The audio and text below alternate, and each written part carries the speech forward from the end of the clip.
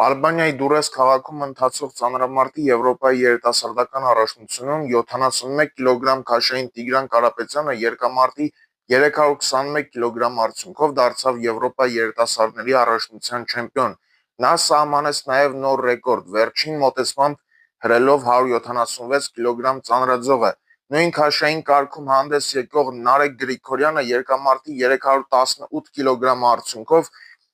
դարձավ փոխչեմպիոն։ Հայ ծանրորդը հրելով 175 կիլոգրամ ծանրաձողը դարձավ նոր ռեկորդակիր։ Հավելենք, երեկ կայացած մինչև 23 տարեկանների պայքարում 60 կիլոգրամ քաշային Գառնիկ Չոլակյանը երկամարտի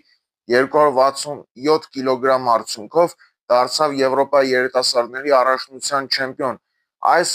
առաջնությունում առաջինը հարթակ դուրս եկավ 58 կիլոգրամ քաշային Ալեքսանդրա Գրիգորյանը, ով երկամարտի 214 կիլոգրամ արդյունքով դարձավ Եվրոպայի երիտասարդների առաջնության չեմպիոն, գրանցելով նոր ռեկորդ՝ գլխավերևում պահելով 123 կիլոգրամ կշռող ծանրաձողը։